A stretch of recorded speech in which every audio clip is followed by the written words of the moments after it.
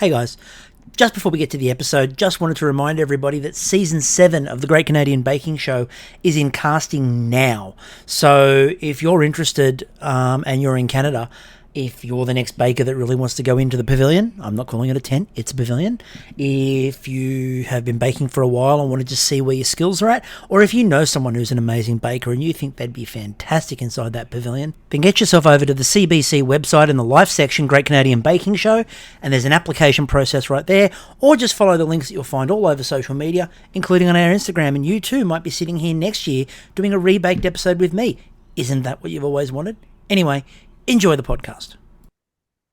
Hey everyone, and welcome back to what is Rebaked. Now, Rebaked, obviously, we did episode number 1. We had Nerman and Aaron from season 6 of the Great Australian Bake Off doing the Great Canadian Baking Show Series 6 rebakes, going back and revisiting one a week.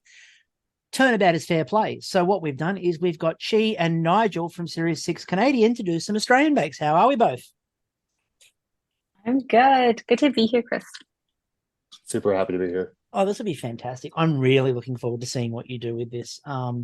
Because obviously, you know, Aaron and Nerman in particular, when they were talking about your series, they just kept on some of the challenges they were just absolutely marveling at. And we were talking about there were things that they were like, well, don't know if I can improve on that, but I might try this. But they were sort of really impressed with like just the range of bakes you guys got to do in particular. Obviously, with Australian, there's a couple of different twists. Like there's 2 extra weeks. Yeah. And Thanks for yeah, that. there's no problems anytime. And also there were a couple of weeks where coming up with what bakes to give you was a bit tricky. For those people familiar with the Great Australian Baking Show, for example, Patisserie Week, you won't be surprised to know that I refused point blank to do the biscuit pinata. I hate that thing. I hate that bake. It wasn't patisserie. Anyway, so, but I have given them a biscuit chandelier. I was about to say, are you giving us the biscuit chandelier? And You've got the biscuit chandelier instead. So, look, I had to have one thing in there. And in that week in particular, as we go through, I'll talk about the ones we didn't pick as well. But the slice and bake was the other option for biscuit week. It's got to be the chandelier. Has to be. So just to explain quickly how this works before I go to each of you and just have a quick chat. It's a signature or a showstopper. We didn't pick the technical because, let's face it, there's no variety in the technical. Well, not in the That's way what you think. I was about to say, not in the way you're supposed to do it. Although we have seen a fair bit of people going, I'm just going to do the technical my way and see how this works. But yeah, we didn't pick any of the technicals. So none of you had to worry about making the apricot steamed puddings of Nostalgia Week. So a blessing for everybody, I believe. So I'll start with you, Chi, in terms of just a general thing on the Australian series. What did you sort of take from having a look at that series 6 of Australian? What did you think overall? Um, I had never watched the Australian Bake Off until series 6, Yeah. and I was a little trepidatious because the Canadian one has such a special place in my heart. Yeah. And I was just so happy to see the interactions between the judges and the hosts and the candidates. It's a much bigger cast, right? You Yep. folks start off with 12 bakers instead Yep. of 10. And so I feel like you get a little bit more time with the bakers, of course, because you've got 2 additional episodes to get to know everyone who stays on later. It helps. And I really loved the range of ingredients people use. You folks on the other side of the world, so there were a lot of ingredients that I wasn't familiar with. So I was sometimes spending 50% of the time watching the show and 50% of the time looking up what those ingredients were. And then Lots of trying to figure Davidson out if I plum. can source them. Yeah, so there's this a whole like big plum, big berry discussion that's ongoing, and we'll probably dive into that We later. will. Oh, we will. Yes. So I love the pacing, the back and forth, and the ingredients. Excellent. What did you think, Nigel? Similarly, I hadn't seen it until season 6. I had been a British and then, of course, Canadian Yep. over the past 6 seasons watcher. And then after doing the podcast with you, I of course dove headfirst into this, and similarly, like super taken aback that like lovely vibe that Canadian has that's kind of special is in this show. Like everyone on it, the judges, the hosts, everyone's so lovely. Um, and like the contestants, like and the challenges, it's such a I don't maybe it's just like that new lens of a new season too. Like after doing ours and now seeing this, like they're super exciting. Like all the challenges are super exciting, and what people come up with is, I would say, iconic at times. Well, But I mean, we did open with the miniature world. We did open with a boob cake. So like yeah. we opened with boobs. So it's a very, I mean, where do you go from there? It's always my question is where do you start with a boob cake? I was very surprised that there was no censorship for the boob cake. I Nope. mean, I'm all for free the nipple. Yeah. I'm just surprised that Australian television allowed that. I don't know if Canadian public television Yeah. would have been I as very, accommodating. there's a fair bit, and look, having again watched both shows, obviously in stupid levels of detail, far more detail than most people should ever approach these shows, and I would bet. There are things that happen on Australian where I look at it and go, "There's not a hope the Canadian would let that go. That would be censored immediately. I can just tell you that would be censored." And there are things we have had. There was a contestant a couple of years ago now where during Pie Week, and she's pulled the pies out of the oven, for example, and she hadn't called cameras first. So there were no cameras when she opened the oven, which is, peek behind the curtain for people who don't know, you're supposed to call out camera. So she didn't call out camera. They came over because all they heard was her going, shit, shit, shit, shit, shit, shit, shit, because her pie had all fallen off the rack. The rack had collapsed and the pies splattered on the front of the oven. And Australian left that in. So everyone's just sort of doing a bit, they're doing a bit to camera at another bench and they're talking, and suddenly you just hear the words shit, shit, shit, shit, shit really loudly, and all the cameras spin and run like it's an action shot to just find these pies smashed on the oven door. And I'm like, not a hope in hell is that going to air on Canadian. There's not a chance. But it became part of the narrative on Australian. And I'm like, we're different shows. I mean, even some of the banter between Mel and Claire were so spicy sometimes that I was very surprised it was allowed to go on television. There's a lot of they have a lot of very spicy back and forth. And there was the also one where Maggie made a couple of accidental innuendos that were quite filthy when people took the time to think about them. And they just let them go to air. There's National Treasure Maggie Beer making a comment about Peaches being all popped up and happy to see you. And everyone's like, really? And everyone's dying of laughter, and they just let it go. So different show there. But in terms of the baking and in terms of the ingredients, like we talked a lot with Aaron Nerman about, again, some of the berries that appeared in your season. I've made comment, Christy's made comment on the podcast all the time about how we believe that Canada just keeps inventing berries, and that they're not real things. Obviously, the Saskatoon berry being the primary one, but also like there was sea berries, I think, made an appearance in the last series. There are a couple of others and every week we're like, oh, there's another one. But then when you watch Australian Bake Off, for example, and you see that we're using ingredients like Davidson plum and quandongs, I mean, I'm pretty sure that's Australia's not real. It feels very much like an Australia's not real moment. Especially when we did the native, the homegrown week, which was the native ingredients one. Like, I'm assuming there are a lot of ingredients there that would have been very unfamiliar, because to be honest with you, they're kind of unfamiliar to a lot of Australians as well, because they don't tend to use them. And that's one of the reasons why that week was actually quite good. So had you heard like the aniseed myrtle, bush honey, all of those sorts of things? Davidson plum, obviously, which makes so many appearances.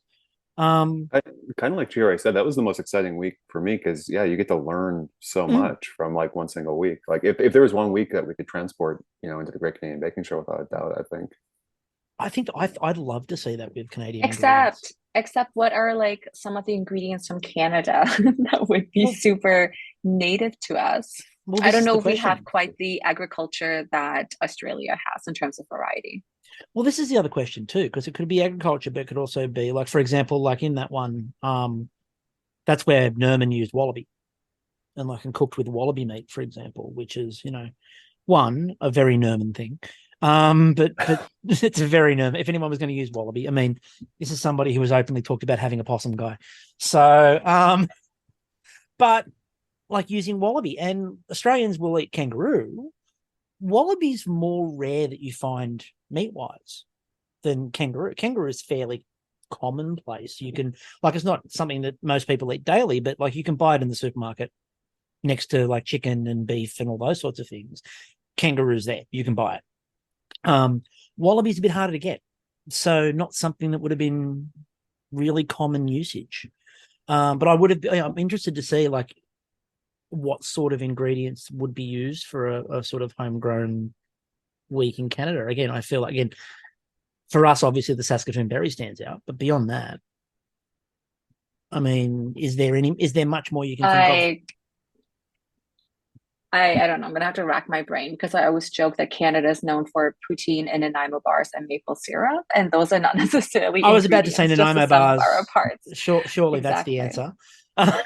Sure. Or I poutine. think like Alberta beef, right? We're known for Alberta beef, Mm-hmm. and pea meal bacon comes to mind. Fiddleheads, right? In terms of vegetables. Mm-hmm. Uh, PEI potatoes. I don't know. Yeah. Anything else that you can think of, Nigel? I think it would cause the contestants to really kind of look up, similar to what you said about Australia, that they have to kind of do some research. And I think it is very provincial, right? So like depending what province you have, perhaps, or where you're from, you have more than some other places. Yeah, like the agriculture in Manitoba, like super diverse from like berries Mm. to game and stuff like that. I could think of like a bunch of stuff we could do from Manitoba, but that might not be as exciting, perhaps from Well, some of the other provinces. that's the other thing, and it's a bit of a difference between Australia and Canada too. While we are a massively, vast land space, it's very similar climate wise. So you're not getting huge differences across Australia. There are some, but not massive amounts. Whereas I feel in Canada, things that are going to be grown around, the GTA are going to be vastly different from things you're going to find when you do that Western sweep and when you're out there or, anywhere else. Because, and again, PEI is going to be different again as well, just because of there's so many different climate differences within Canada, not just the geographical distance. Whereas in things you can grow in Sydney are pretty much things you could grow in Melbourne or in Adelaide or in Perth. And, it's only some of the stuff that grows in that really dry bit in the middle, the bit around Alice Springs or in that part of the outback, or the more tropical areas up near Darwin and Townsville and up there, that you'd get that mass difference. Or Tasmania, if I don't mention Tasmania, Nerman will kill me. Which again, because it's its own little island and its own little ecosystem, it is a bit different, but not to the extent that, Canada is. So let's get into some of this, shall we? Because we can sort of bring all the ingredients in as we talk through the weeks. So the first week, which is always Cake Week, and I have seen them in some versions occasionally change away from Cake Week, but never change away from Cake Week. It's a good starter. It's a good way to get everyone in. So the Cake Week challenge that we picked was Miniature Worlds. Now, the Miniature Worlds in the Australian one, probably best known for Ella's to boobs cake. We mentioned that before. She made boobs with a filling, so it was like simulating the idea of breastfeeding. And so she actually made this. I recommend go look it up. If you haven't seen this episode of Australian, just look up Great Australian Bake Off Ella to boobs, and it's worth it. But there were some really cool ideas in general in this week for for the rest of the Australian bakers. I want to know where you've gone with this. So we'll start with you, Nigel, for this one. So Miniature World, where have we gone? I loved reading this prompt right off the bat and went like, okay, what Mm. where are you taking us with this one off the bat? This one kind of had a soft spot and then very quickly came to me in that growing up, I used to always get to choose like what I wanted for my birthday cake. And Yep. one of my favorites growing up was my mom made me like a treasure map cake, which is kind of like a miniature, with like Toblerone as the Yep. mountains and stuff and like pools, and immediately thought of that. I didn't do that. Yeah. I pulling to a very similar prompt because there's only so much about me. I could not, hearing miniature world, not go to miniatures, and from miniatures, not go into the dorkiness that is myself of Dungeons and Dragons. So I want to do a D&D battle map, perfectly gridded. I want to do a Basque cheesecake Ooh. made with nacho cheese folded in. So like nacho cheese folded into the cheesecake mixture, burn the living heck out of it, Yep. as you do with a Basque, topped with a Frito crunch layer. And then on the top, like not make the miniatures, obviously just have the miniatures, but if on the top do a like a chocolate bomb made out of like stout, because beer's a huge part of our D&D nights. Do like a chocolate stout beholder with like molten chocolate and stuff. Ooh, I like I that. feel like coming out the gate, that's like me in a bake, right? The other way you could do the chocolate bomb too, I've got one actually upstairs, is I've got a very large ice cube mold Ooh, in a yeah. 20-sided die. Oh, So you could do the bomb in a 20-sided die. very That cool. could be the extra. I love that. And I also love the fact, you got the usual snack of choice for people playing D&D in there as a Chris player. I thought that's quite impressive, and that's quite good. Look, never have I anticipated somebody picking a bake more than when I said miniature worlds, going, please go D&D, Nigel, please go D&D, Nigel. So, and I like the fact that your whole point of that was agreed to scale. Of course, yeah. It's got to be playable. It's funny. We don't even use grids. And also, as for snacks, being a game master myself, I never get to eat because I have to speak. So, but I imagine this is what it's like for people. I imagine it's what it's like for those people that get to eat during a game. Yeah. I've never got to do it myself. Okay, so Chi, where did the concept of miniature worlds take you? I don't know if it's fair to have Nigel go ahead of me, because I don't know how I can beat nacho cheesecake.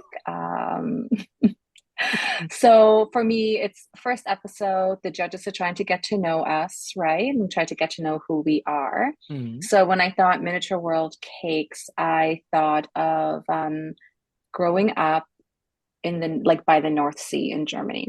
Yep.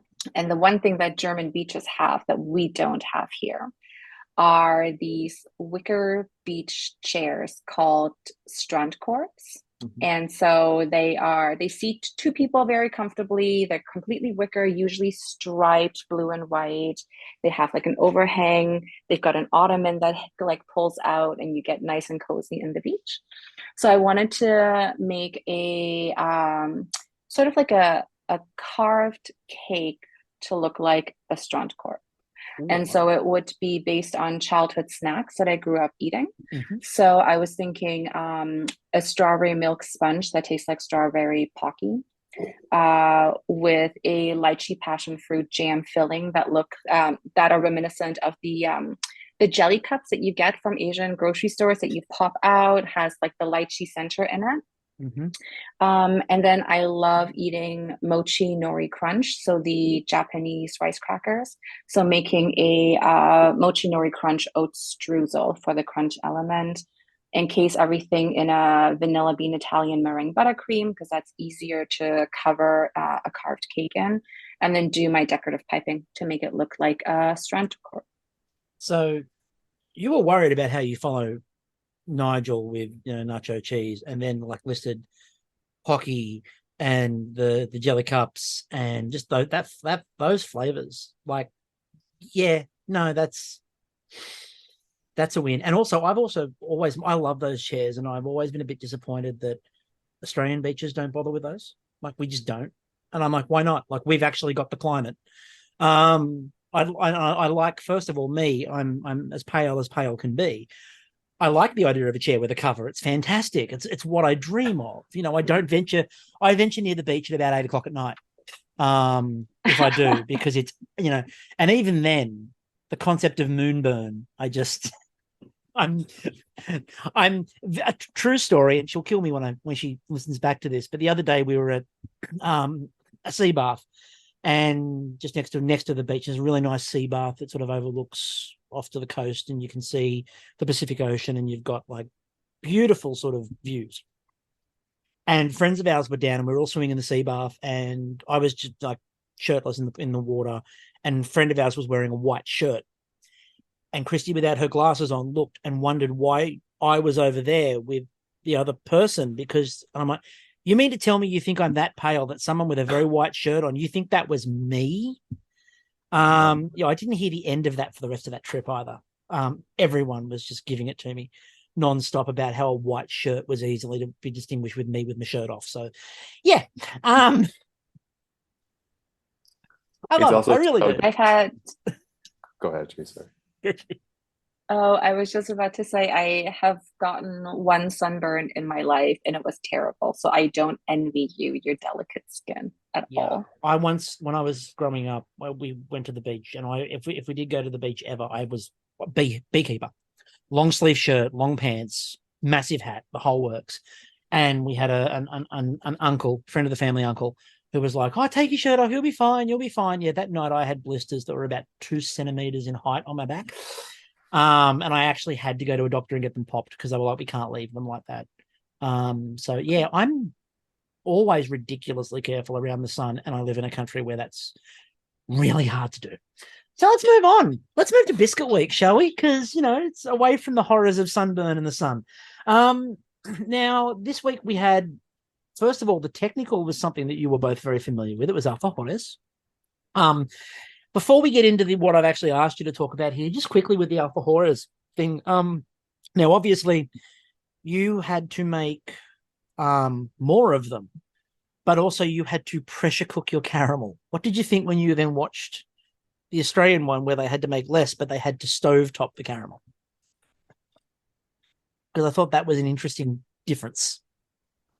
I would have preferred that, because when you stovetop cook the caramel, you can gauge when it's done. With the pressure cooker, it's like completely blind. You have no idea. It's your best guess. And once you depressurize it, you have to start all over again if it's not. I would have hated it. So I would have preferred less cookies and on the stovetop.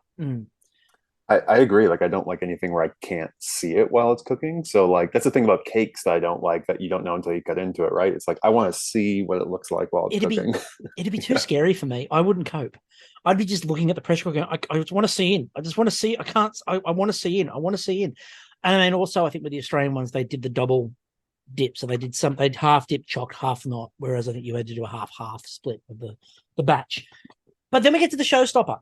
Now, slice and bake biscuits were the signature, and I looked at that and went, that's a bit bland. It's a bit boring. It sort of happens all the time. But a biscuit chandelier is forever. And nothing says quality baking more than a biscuit chandelier. So I'm going to make Chi start this one. Now, how do you take the concept of a biscuit chandelier and make it work? I'm interested. Okay, so I did not like this challenge, so thank you for choosing this. Anytime.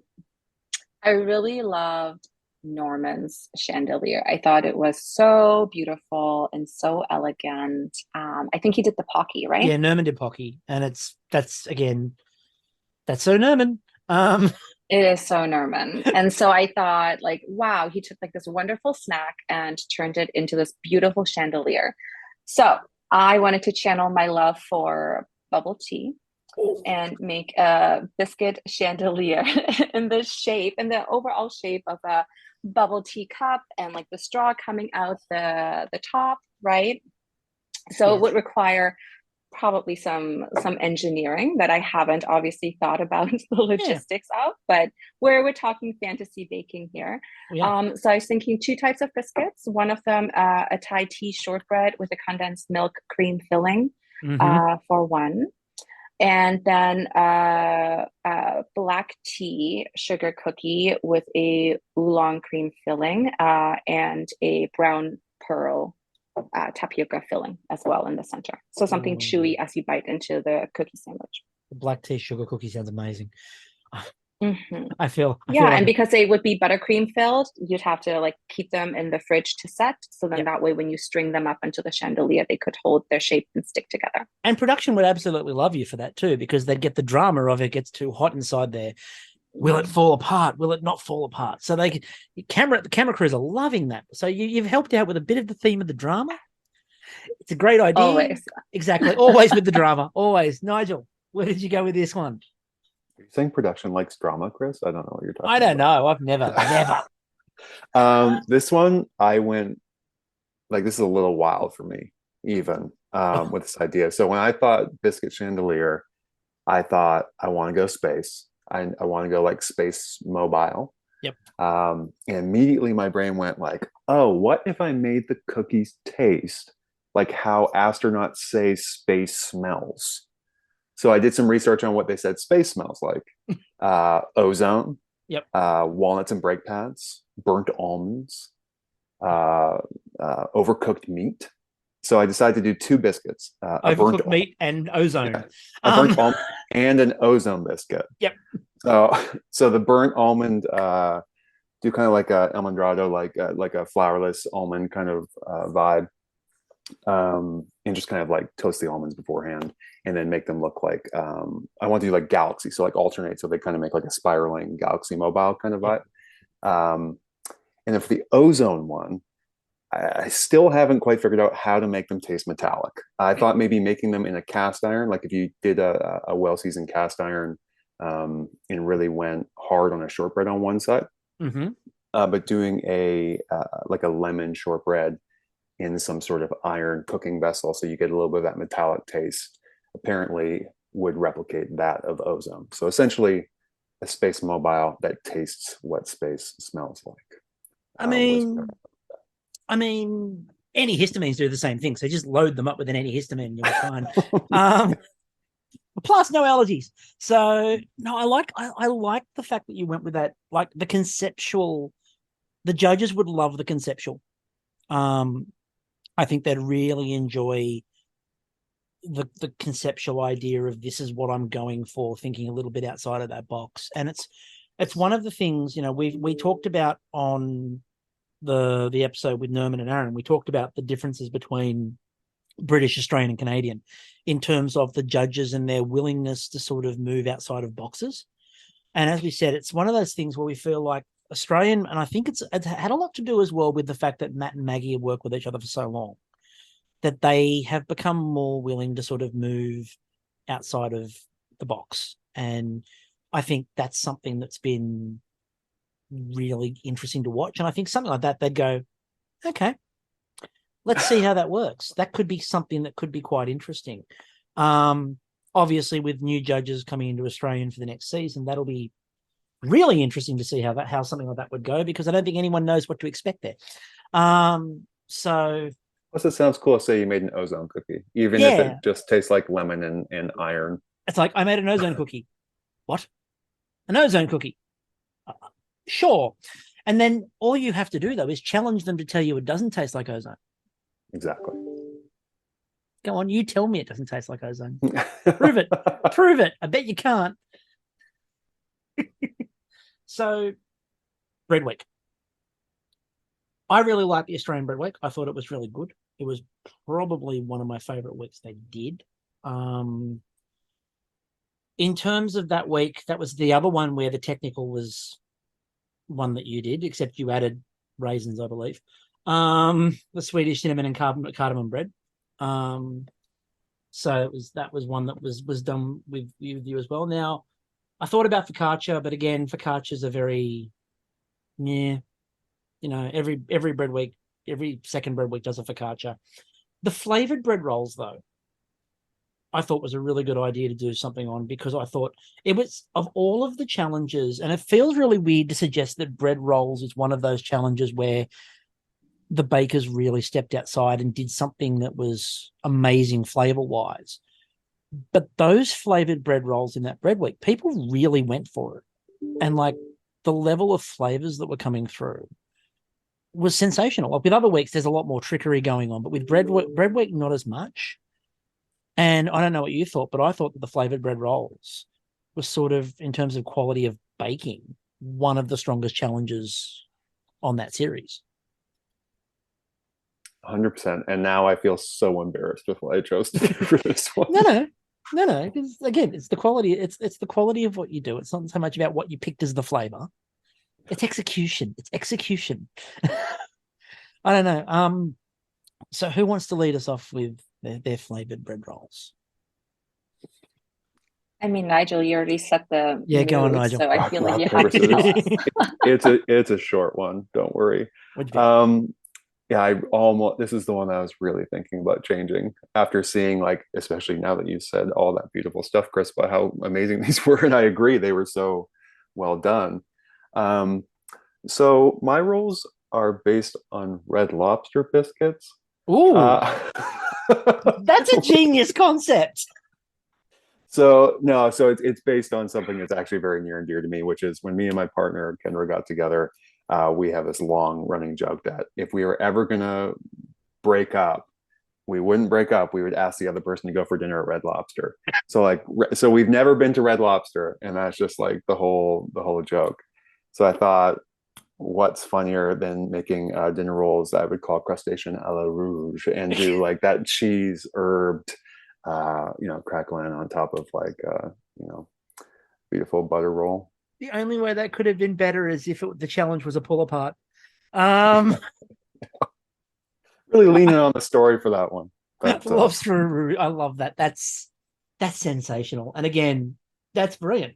The story behind that's really, really good. We like a good story. Chi, where did you go with this one? We do like a good story.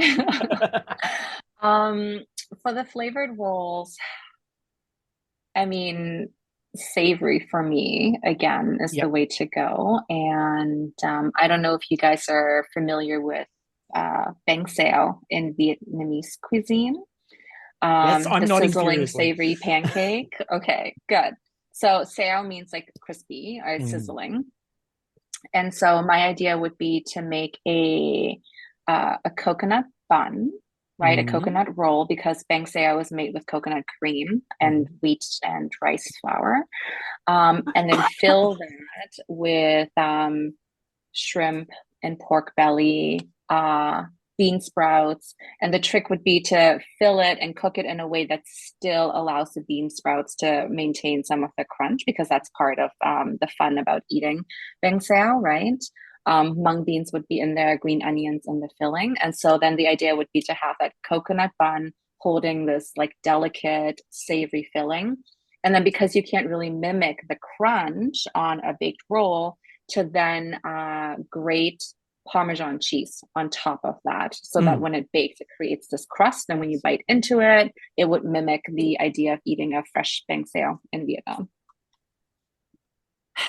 I'm just going to take a moment there. And so the problem we have here is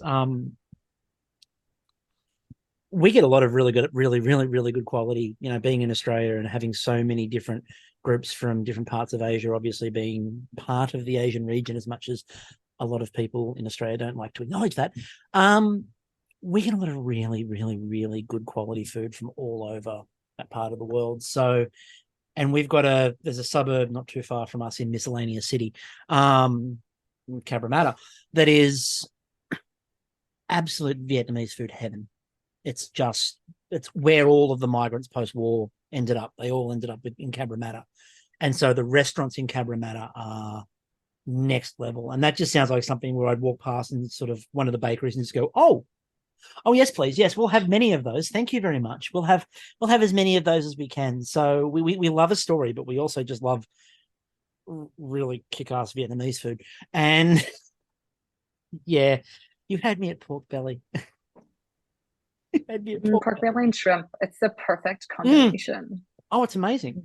And that's the concept. Like my favorite one from the Australian week was Nav did his Afghan lamb rolls, and it's a bit the same thing. He used the native spices and used his traditional recipe for the Afghani lamb, and made basically bread rolls filled with that. And they were incredible. And when we spoke to him, that was the thing that he was most proud of that he'd done in the whole series was those lamb rolls, because he got to sort of showcase heritage, but also at the same time just give really delicious food. Now, Nostalgia Week. In Australian, Nostalgia Week was one of my least favorites, and we've talked openly about this on the podcast. The apricot steamed pudding, which everyone who baked it went, what? We're doing what? Because it was very much Maggie's heritage and nostalgia, and that's great. But Australia basically used to do steamed 1920s to 1950s Australian housewives made steamed pudding and only steamed pudding because they still believed they were British. And as a result, they didn't pay attention to the fact that the climate was 40 degrees Celsius. So a steamed pudding is not what you want in 40 degrees. It's far too stodgy. It's just, no, you don't. You don't. What you do want is a pavlova. So I gave you the layered pav to talk about. But just quickly on the Nostalgia Week, like the nostalgic mashup was another option, but I thought it was too broad. And I also didn't like the way that was done here, because there were a lot of people from Australian who had vastly different backgrounds, had come from many different places on earth. And what is nostalgia is obviously going to be different depending on where you were born, what your heritage is, what your culture is. All of those sorts of things play into how heritage works. But the nostalgic mashup felt very much like they were leaning for a white Anglo experience of nostalgia, which is why we ended up with so many Lamingtons. And, I'm not speaking out of turn here. I think there were more people who wanted to do Lamingtons and decided at the last minute there were too many of them. So they did some other things instead. But again, for me, if you were a new person coming to Australia and you were starting to bake, probably the first thing you're going to learn when you come to Australia is a Lamington.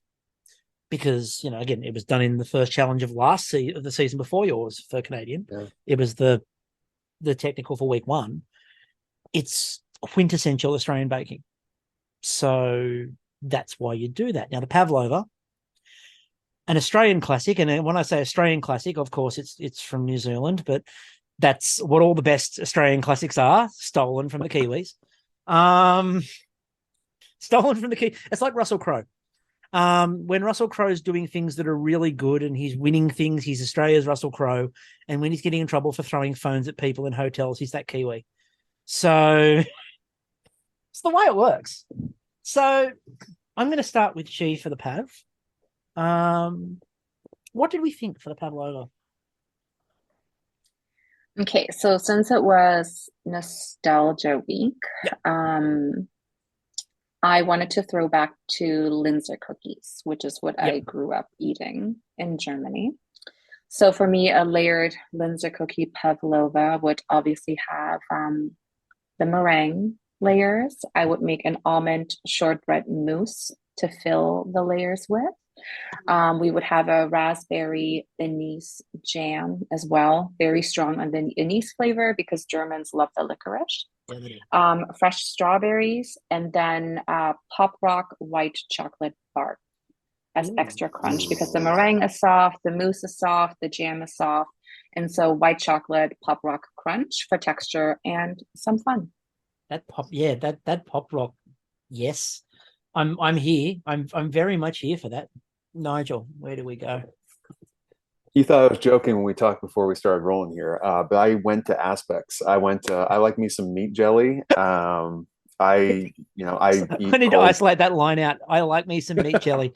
I eat cold gravy sandwiches, after the holidays. Like that being said, I didn't go meat. I didn't go sweet. So I kind of went to something that is not huge for my family, but huge for my partner's family in nostalgia and kind of a retro recipe from the 60s in sunshine salad. So like a Jello carrot kind of traditional, one of those Jello aspects. But I was thinking kind of like a carrot and pineapple jelly. Kind of still kind of chunky, like if you were to like mash up Jello kind of thing with gelatin. Do the actual meringue base with lemon. And then just do some nice little lemon wafers to kind of put on top. Keep it pretty simple because I think the carrot and pineapple would be nice. But yeah, went pretty simple with this one. But I almost wanted to do a tomato aspect, but I thought keep it nostalgic. I'm glad you didn't. I'm really glad you didn't. I didn't want to tamper with the recipe that my partner's Emma did. So look, it's one of the things where an aspic actually works quite well.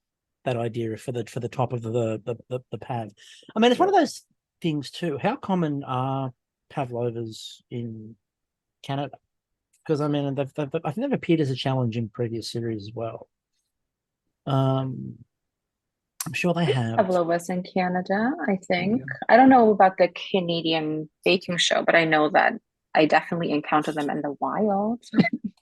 I love pavlova. In Winnipeg, the one of the bigger bakers in Winnipeg does a very famous pavlova. So I just like the idea that she's hunting down pavs. Just sort of out there, like looking around. There's like, spear and just got to nab it. Okay, I feel like it would be really satisfying to just literally take your fist and punch into a stacked pavlova. Let me just say, it is. I have punched a pavlova before. I love that you know that. Of course I do. Like when I was talking before about with Christmas and people doing steamed puddings, like we don't tend to do as many steamed puddings, although people still want the traditional Christmas pudding because that's traditional, but it's so dense and it's 45 degrees on Christmas Day, and we're not doing that. A pav is incredibly common. It's the most common dessert on Christmas Day in Australia, is that someone will just have a pav, and you'll have a massive 1 or 2 or 3, and we also have, and I think Christy once sent to, I think from Jody from a couple of series ago, Canadian, sent her a pavlova magic egg. So these are, apart from the fact you can buy the bases ready-made in the store, ready to go, there's a company that makes the mixture in an egg, a plastic egg, and you literally just add water, shake it up, add it, and then pour it out, and it makes the pavlova for you. The base. Whoa. And that's how common they are. This pavlova magic egg, you literally just crack everything open, it's all done, and you just rehydrate everything and put it out, and then put it into bake, and it just sort of puffs up. So I think you're doing it right though. That's a great holiday bake. Like I don't want a big Christmas pudding afterwards. I want meringue and fruit. Exactly. But that's also why in Australia, for example, at Christmas time, people have moved away more and more from those traditional, although, my family still does it from time to time, but the big roasts, a roast ham, a roast turkey, all of those sorts of things. Seafood's ridiculously common. It's the most common, more and more common by every year, where people are like, we do a seafood Christmas because it's hot.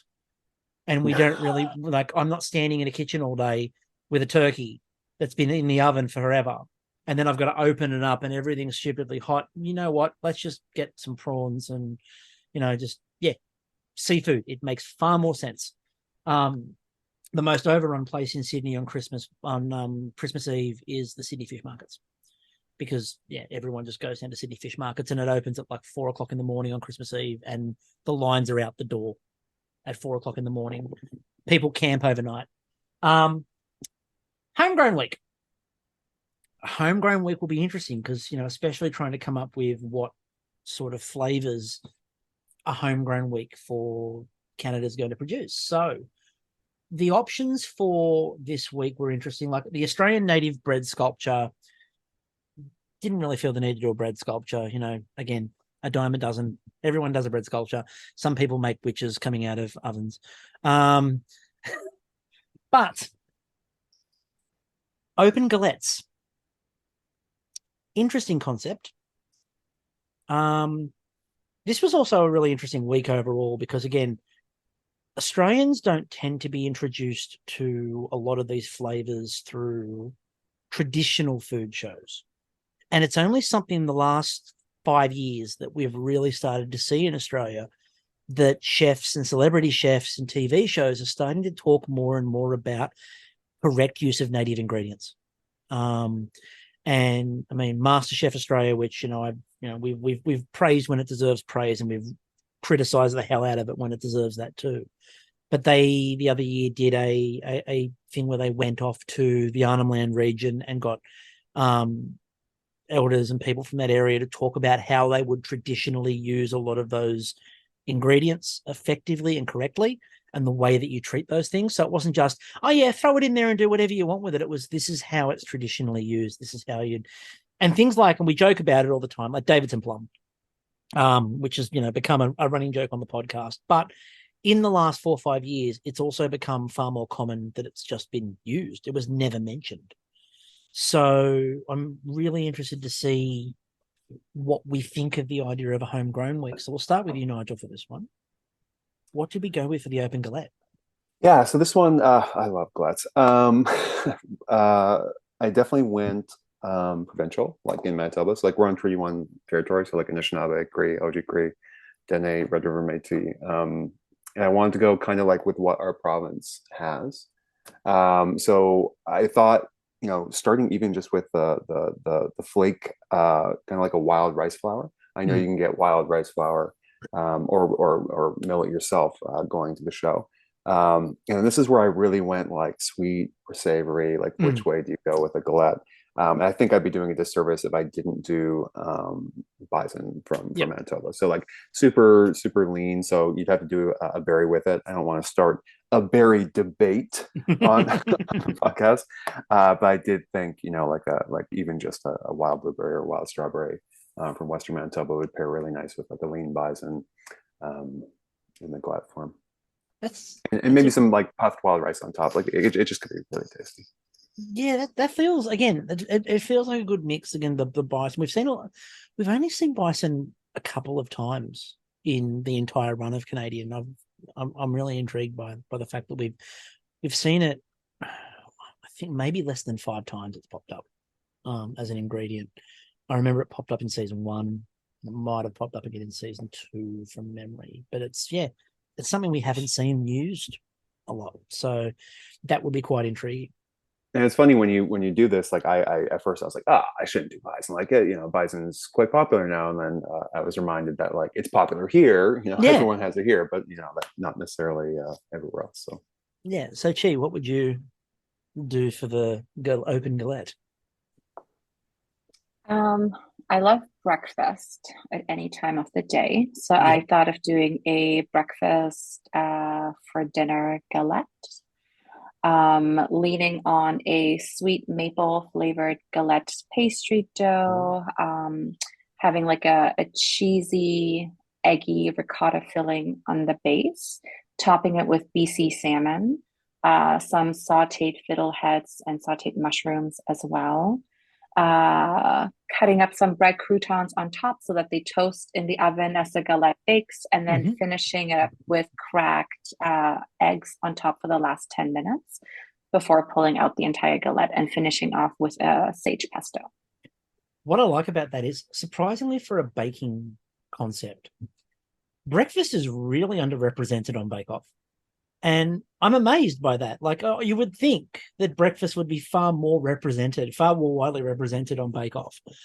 But it's very rare that breakfast pops up as a challenge in any way, shape, or form, or is used.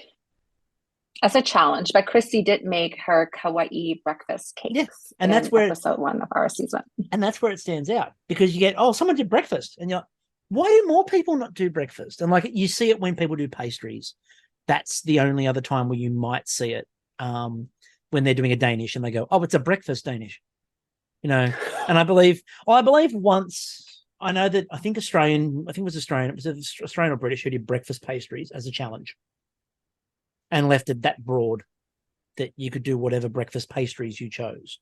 But the fact that, again, for a baking show, breakfast is so deeply underrepresented, when most people, I think, probably share Chi's view of breakfast at any point of the day is a good thing. Because like breakfast is just fun. It's one of the things it's one of the things I actually enjoy, is that like breakfast is the one that people put, we can put all these really random things together. They'll be amazing. And they are. And then if you do the same thing for a lunch or a dinner, people panic. And they're like, I don't know if that goes together. For breakfast, it's like, no, that's fine. That's great. Well, I can have that. That all works.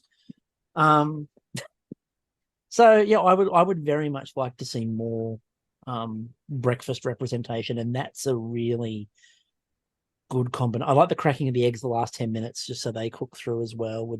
It's just, That sounds so good. I can visualize that one. French week. Now, French week is, I had options. Now, obviously, mille was the signature in Australian French week, and I really contemplated that. However, you both need to thank Nerman, because Nerman hated the Religio so much that he's like, if I have to suffer through this, everybody must suffer through this. I have never known a baker to hate an individual bake more than Nerman hated the Religios. And I'm not speaking out of turn. He talks about it all the time. It felt like a really challenging week 6 bake. Like, that's a very challenging bake. Oh, it was. And it's if you actually watch Nerman during that week, he gives up on life halfway through the showstopper. You can see him stop caring about life. It's over about halfway through. And that's not it's over to camera. It's over. He's done. And the fact that he managed to pull it out at the end and get something up and survive is, I think, testament to him just going, yeah, the rest of my bakes were good. We're just going to survive. The nun is not going to take me out. So I will not be removed by a nun. So with that in mind, Chi, we'll start with you. The Religios, what would we do? I mean, mine is really short and sweet because the concept of it scares me. I didn't even want to consider. I think the Religios is the one where you can go really simple because it's about the quality of the bake. Yes. I only started making choux pastry maybe 2 months before the show. I got accepted into the show, right? And that was just on a fluke of oh shit, I should probably learn how to do choux pastry just in life. So I was thinking I would make a ramen Religios. So thinking miso chantilly cream in the center, a slightly spicy chili choux pastry, because adding chili won't necessarily balance off the choux pastry for it to fail, with a nori craquelin, and then doing a spicy ramen noodle crunch on top. Your turn, Nigel.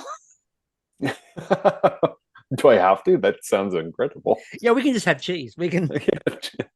That sounds so good. I got kind of excited about this one. I didn't think I would, because the idea of seeing how much money culinary would spend on truffles if I asked for them seems like a very fun concept to me. No, I need more truffles. There's a lot of truffles. More truffle. Yeah, I kind of really leaned into French cookery on this one, because I'm a huge cook at home. So I thought the sablé base would be truffle and white asparagus, which I thought would be very fun, very a la Paul Bocuse, truffle soup. And then for the actual eclairs, I wanted to base them on the mother sauces, the French mother sauces. So do one kind of sweet one with nutmeg and bechamel, with roasted chestnuts, kind of inside. And I want to do another one, a more savory one, with hollandaise and chive glaze. So do a hollandaise kind of like a creme diplomat, fold in the cream, and have that be the filling, because that sounds delicious. And then cover the whole thing in truffles, depending how much they give me. and then cover the whole thing in truffles. I like that. It reminds me very much of the original Iron Chef, which, with what's the most expensive ingredient we can find, let's load it up. And the whole reason why Fuji Television stopped Iron Chef originally was just the cost of the ingredients. And, they did one, I can't remember which one it was, but I think the cost of the ingredient, just the key ingredient, was $100,000. Wow. And it's just yeah, okay, sure, whatever. That was no other costs. No, I like that idea of just, we're going to take an example of this, and we're going to use the most expensive thing I can find and just cover it. And I don't normally cook or bake that way, but if you're going to do it, you might as If well. you're going to do it, you have to commit. By the way, I will say at this point, because I have a feeling that I know what you're going to pick, but by the end of this podcast, I'm going to give you the chance to do what Aaron and Nerman got to do. Now, Aaron and Nerman got to pick one challenge that I had to then attempt and post to the Instagram. So you can have a think about this. And at the end of this, you can pick one of these weeks that I have to do. I have a funny feeling I'm about to make a nun. But you can pick any of these weeks and I have to do that challenge. So just think about that before the end. Yeah. I'll start the Kickstarter for the truffles. Don't worry. The We'll truffles. go fund me for that. Just start a Kickstarter for truffles. That's not a problem. It's easy, cheap. Dessert week, which is always a bit of a cop out week for me because just dessert week. Okay, sure. There was the dessert charcuterie board, which I really disliked greatly because dessert charcuterie. It's a complete misnomer to start with. I'm a pedant. The baked custard, on the other hand, also just sounded really good. And a really good baked custard carries a lot of really good flavors. So I'm going to start with you, Nigel, on this one. The baked custard. This one blew me away when I watched the episode. Like Nerman's presentation was stunning, like Michelin star level. And then like Ella's tea bread, like they were just so cool. I got really excited about this one. So the idea of doing kind of in the way that I've been cooking recently, doing a white corn custard, keep it pretty simple with the custard and just do the toppings. So do a white corn custard, do some black beans with dark cocoa and dark chocolate, and then do tomatillo and Scotch bonnet relish on top of it. So kind of do the, drape the black beans over top, very like flan presentation with just like the relish on top. And I feel like it would just be the balance awesome. between that custard and then the Scotch bonnet. Oh, that's a really nice. I like that balance a lot. This is why I like doing this, by the way, because some of the flavor pairings are just like, oh yeah, that makes perfect sense, but you don't think of it beforehand. Chi, where have we gone with baked custards? I don't know that I've had a baked custard in my life. It's not a thing that I encounter here in Toronto, and I don't think I've gone out of my way to make one.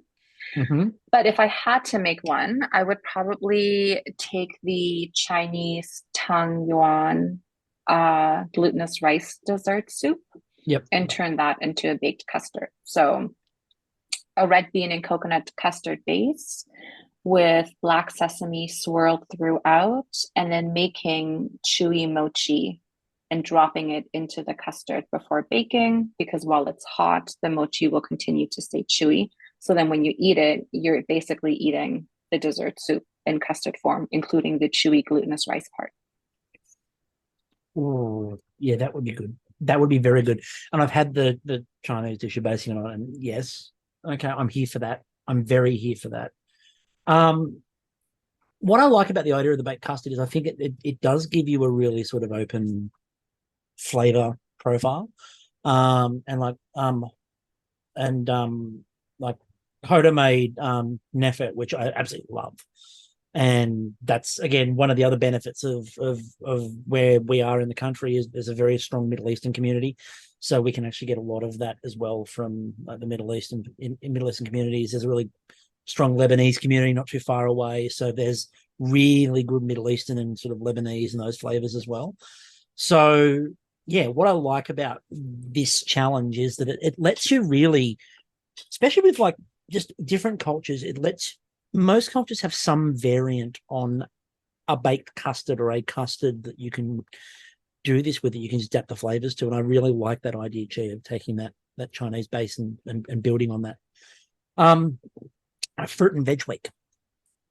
So fruit and veg week, they had the savory vegetable tarts was the signature for that week. We, however, went with the basket weave cake. Now, I am contractually obligated at this point to once again mention that Nerman is the only one who actually thatched his own basket. He needs me to point this out every time. He did it with rhubarb strands and he actually thatched them. So I have to point that out. Okay, I was ready for a medic to appear on screen because he was slicing that rhubarb with the mandolin. I could barely watch. I was having heart palpitations watching him slice that damn rhubarb. I mean, the good news with Nerman is that if he did, he can be his own medic. So he can just look after himself. Again, that was another one where I watched that and I'm like, the safety officer said yes. Interesting that the safety officer said yes to that. I kind of feel less that the safety officer said yes and Nerman just did. So for the basket weave cake, I mean, look, the benefit of the basket weave cake is you could theme it or you could make really whatever cake you want, and as long as there's a weave around the outside, you're sort of set. But it was fruit and veg week, so that's sort of as long as there's a vegetable aspect to it. So Chi, where have you gone with a basket weave? I don't know how cohesive my concept is. I was going to, again, carve the cake to look like a basket, but then pipe the basket weave on it. Yep. Because I wasn't going to be using a mandolin because or you're weaving anything. Because you're making smart use of your time is the answer. Also because I'm entirely too klutzy to be trusted with a mandolin. But I was going to make a Vietnamese banh mi cake. So a savory sandwich cake with a pate filling, the pork belly and pork loaf and chicken cold cuts in the center, pickled daikon, pickled carrots as well, made like a sweet mayonnaise filling as well, and then a very eggy buttercream to go on the outside, to sort of tie in the whole banh mi theme. We're good here, Nigel. We can just, Yeah. Well, we gates the last one anyways, right? You're like, and that's the grand final. Oh yeah, banh mi cake. No, I don't know if anyone would enjoy that. Sure, I don't know if anyone would. Dear God. Nigel, what do we go with? There were a lot of challenges going over these that I was really excited and jealous about. This was not one of them. This did not look like the most fun thing to do. No. So I went with some things I actually really enjoy and that I have made before. So orange cake, pretty simple in that way. Yeah. I love the combination of orange, beetroot, and raspberry. So I was going to do like a beetroot custard, which I've done before, which goes really well with the orange. Cover that in the raspberry buttercream. And then I was going to weave the whole thing with pickles. So kind of that's where, you have this very simple kind of like fruit combination with the earthiness of the beets and then kind of the tang of the pickles on the outside. I thought would be very fun. I can already hear production calling it, you can't beat a pickle weave. I can already hear production calling it, you can't beat a pickle weave. It's there. The name is right there in front of them. They wouldn't be able to resist. Dare I say you do a Kool-Aid pickle? Do a fluorescent pink Kool-Aid pickle? Oh, and the smart part about that is you can stay really away from the mandolin as much because, you've still got to slice it fairly fine, but you can probably not kill yourself on a mandolin. I have mandolin trauma. I can't go near. Oh, so do I. So do I. I have one less knuckle. Because the guard slipped. Yeah. Those onions had to go out. Anyway, week 9, patisserie week. Okay, so here's the breakfast pastries we were talking about before. Now, obviously, the technical was a gâteau Saint-Henri.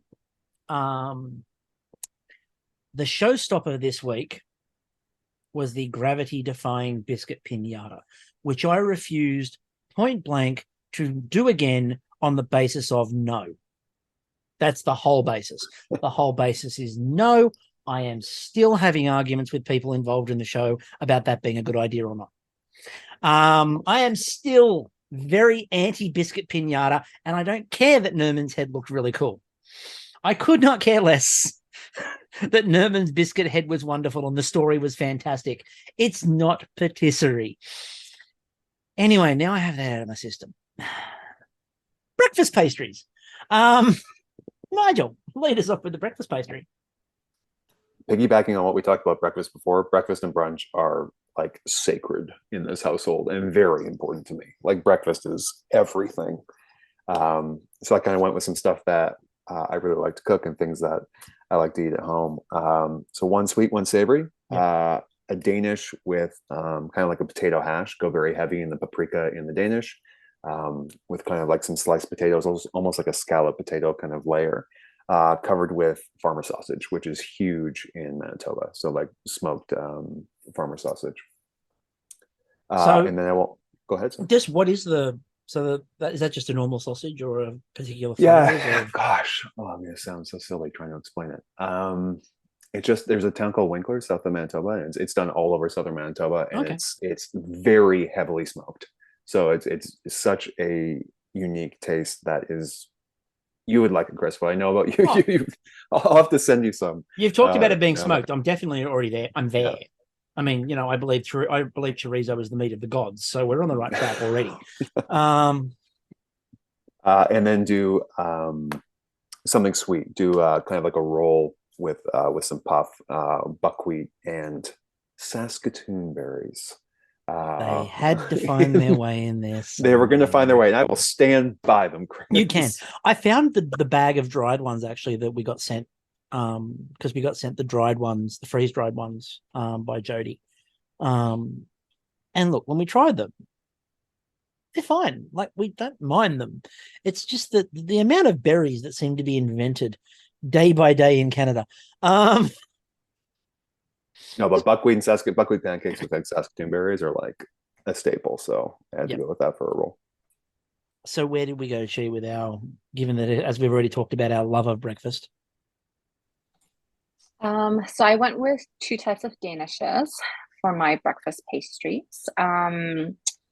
I was going to make a lapchong and salted egg yolk Danish with a cilantro chili crisp oil on top to finish it off.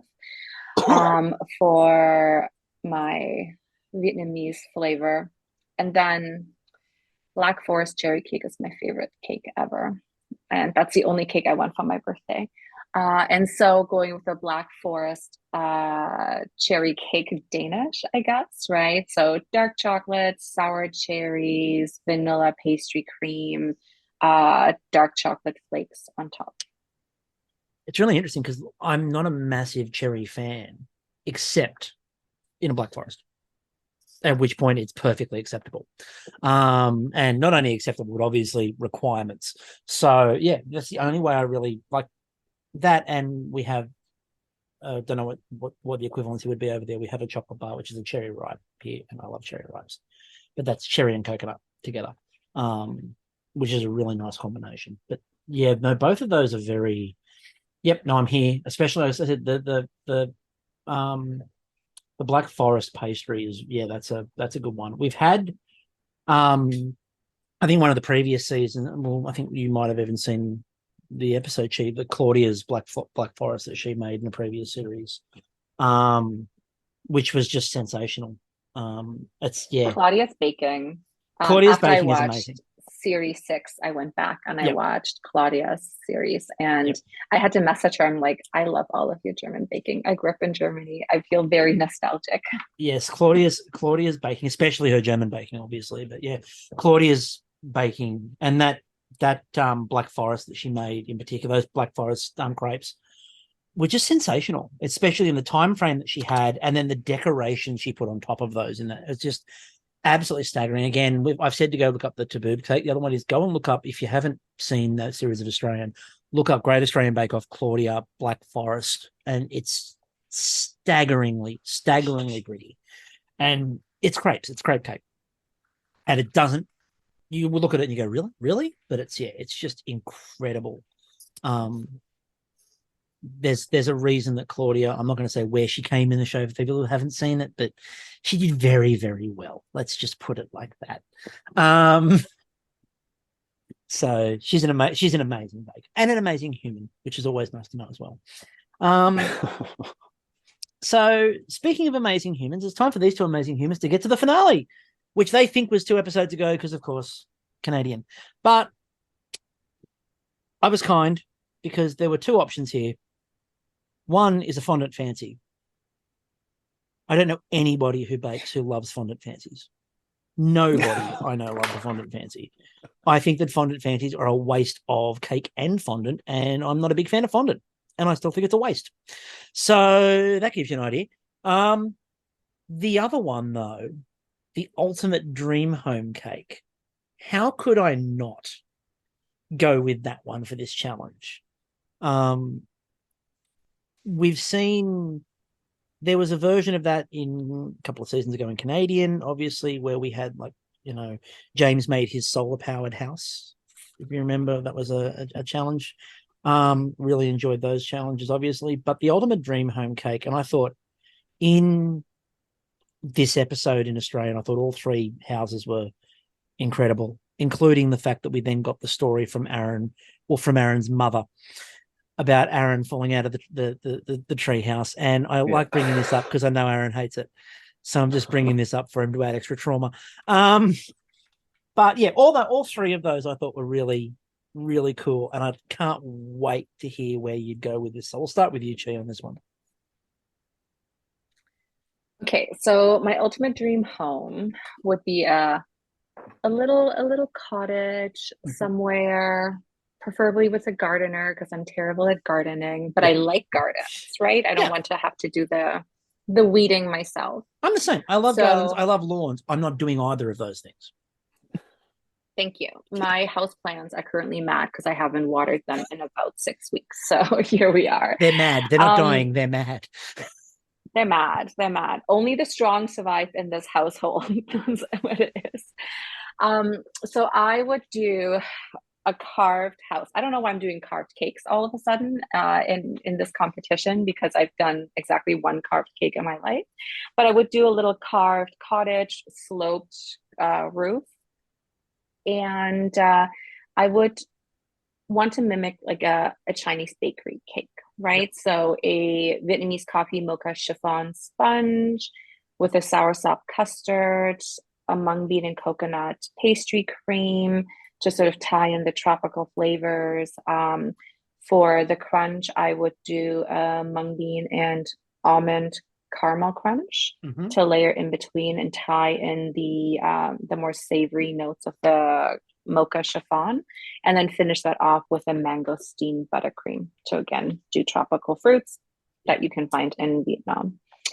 You'd have piped raised garden beds, a little bench for me to sit on and admire my gardener's fine work. Have a little chimney, some spun sugar coming out because there'll be some smoke going out from my fireplace inside the house. And that's it. I love the idea of the bench so you can admire the gardener's handiwork. It's important. I mean, look, you're providing employment in a really difficult economy. And that should never be underestimated. That's what I say to the person who does our lawns. We're providing work in this economy. Nigel. Very similar home. So I grew up on the West Coast. I've been here for much longer than I spent in the West Coast, but I am a West Coast boy at heart. So my dream home is out in British Columbia, small cottage, on Salt Spring Island, kind of just east of Vancouver Island, out in the water. Little cottage, cake itself made out of, like a pretty milk chocolate level cake with ground nut. I want to do like a birch sap syrup caramel kind of in the middle, and then a seawater buttercream. So like very, very salted, overly salted buttercream that kind of gets balanced by the cake. With kind of like the little cottage. And I actually want to do, because I think it'd be cool to do an effect that actually like light a little campfire in front of the cottage. So I don't know if you're allowed to have active fire on. I'm going to say no. Yes, let's go with yes. But, no. We had a volcano cake the other year in Australia where they actually like set the volcano off. I just think So lighting let's it say and having yes. that constant smell of like the burning birch would be From Alaska. Let's go with it. yeah, would be very fun. Yeah, just little couple of birch trees around cottage. Went there growing up and have very fond memories. Would like to go back. That sounds really cool. Both the house sounds really cool, and the representation of it in cake sounds really, really cool as well. I really enjoyed that as a concept. I also like the fact that you've sort of kept a brand with the idea of burning something, Yeah. which is now sort on of purpose become or not on purpose. yeah, on purpose, not on purpose, either or. At this point in time, no, both really they're really good concepts. And again, I think the Canadian concept as well, which is not something that's big down here, the cottage. I think that cottage concept lends itself really nicely to the cake scenario as well.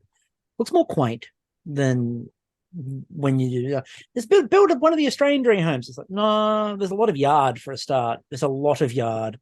And very much a box with like a roof on it and like corrugated iron maybe, and that's about it. The shed for Australian is not that far off a representation.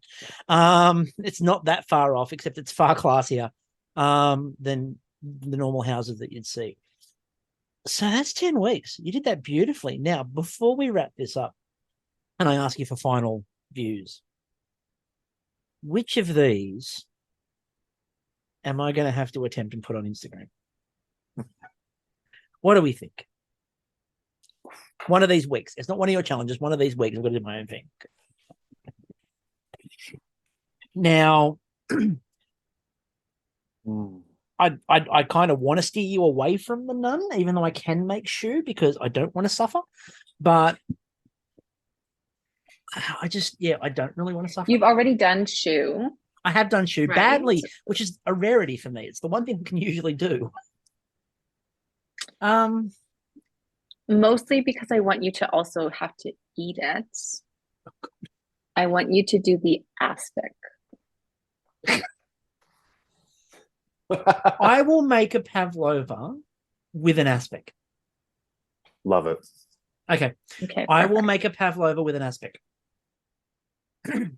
You're the hero we need. I'm something. I'm definitely something. Okay, I'm gonna have to come up with a flavor for the aspic that I can stomach. Bonus points if it's a tomato aspic. Question mark.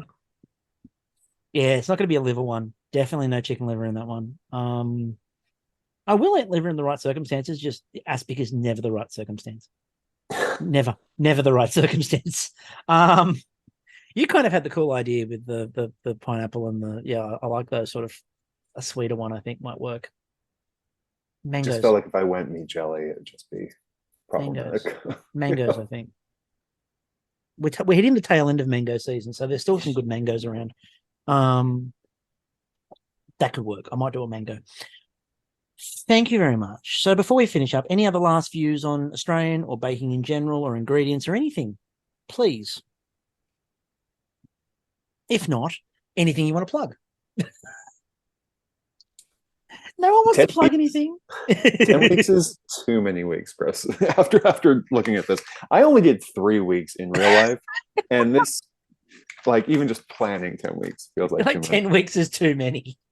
I think the only thing that made it amazing is like obviously how beautiful all the people and all the bakes were on the show. So, such a joy to watch it and such a joy to partake in somewhat of this journey, even in fantasy baking. I don't know. Chi, would you have survived 2 extra weeks? Oh my gosh. I don't know. That enters 2 additional bakers. I might not have even made it to the point that I made it, So who knows when we talk about hypotheticals. But this was really fun homework. I will say, like, it made my brain hurt a lot, but it was really nice to sort of think about flavor combinations and concepts, even if I don't necessarily have to turn them into reality. No, exactly. So this was very enjoyable. I'm glad you enjoyed it. I think it's really fun as well because you get to sort of talk about it's different approaches and seeing different approaches from different styles of bakers to the same challenge, and also working with some of these with very different ingredients than were given to the bakers in the 2 different series. I really enjoy watching Aaron and Nerman take on some of those those challenges that you did, where there were some very strong like Canadian flavors or very sort of similar, those sorts of things, and being adjusted for Australian ingredients. I really enjoyed watching that. And a bit of a spoiler for some people who might be listening, there might be a couple of things coming up in the near future where you might even get a little bit more crossover happening. So just keep your ears open for that. So thank you, Nigel, and thank you, Chi. Really appreciate your time. It's really good to get to talk to both of you again. Until next time, I'm still Chris, and we will catch you all later.